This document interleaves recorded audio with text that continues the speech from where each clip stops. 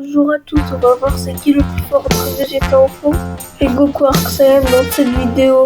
Cette vidéo pourra durer environ quelques minutes.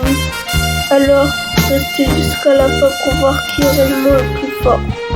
On a Goku le Saiyan de rang inférieur qui a à ce moment-là qu'on connaît tous 8000 unités de puissance. Qui est bien, mais ça n'a pas suffi face à Vegeta. À ce moment-là, Goku est un guerrier de rang inférieur qui a des cheveux noirs, qui n'a pas changé depuis tout petit. Il a des vêtements comme les Sennin, des vêtements orange et bleu. Et pour sa puissance, il en a que 8000. Il a une célèbre technique en ce moment-là, le Kaioken. Il ne peut pas dépasser le Kaioken x3 parce que son corps ne peut pas trop l'endurer et le résister. Pour Goku, il a à peu près tout. Il a la technique du Kamehameha, le mortier du soleil et d'autres techniques, mais Goku, on le connaît tous à partir de l'Océan. Le plus intéressant, c'est de trouver la puissance de Vegeta. On avait dit que Goku il a 8000 de puissance. Alors pour Vegeta, c'est un guerrier d'élite, le plus fort des Saiyans à ce moment-là. C'est le plus fort des Saiyans, mais si on continue Broly et Goku dans le futur. Pour Vegeta adulte, on sait qu'il a 10 000 unités de plus que Goku, c'est-à-dire 18 000. Ça a été dit.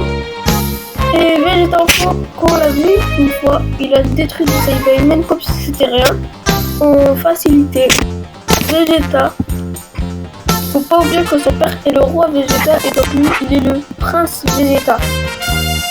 Il a un potentiel et une force vraiment incroyable pour son enfance. Mais on voit bien qu'il s'entraîne pas trop, il fait que conquérir des planètes comme Raditz et Nappa. Et donc ça leur progresse pas trop, à part s'ils suivent des Zenkai, comme Goku, quand il était petit, il faisait que s'entraîner. Alors qu'eux, ils font que conquérir des planètes et ils le vont de plus en plus. Alors Vegeta enfant et Vegeta adulte, il n'a pas un grand point.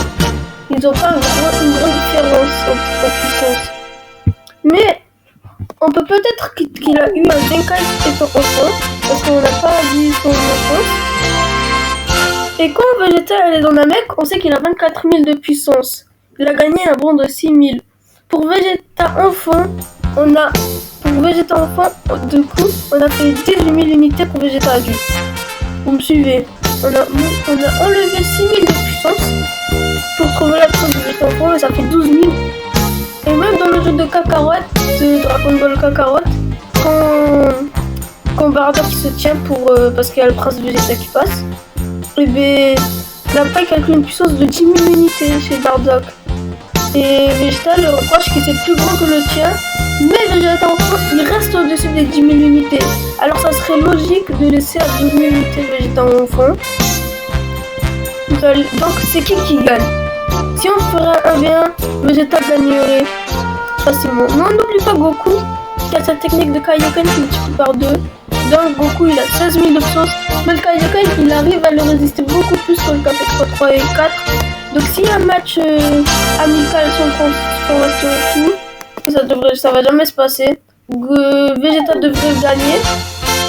Mais si Goku utiliserait le Kaioken, ça serait la victoire de Goku.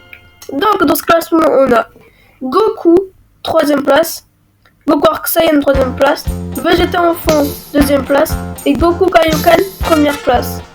Merci d'avoir regardé la vidéo. Si vous voulez d'autres exercices ou des what if, dites-le dans les commentaires. Je vais essayer de tous les regarder et merci d'avoir regardé. Ciao, c'était Kid Koan.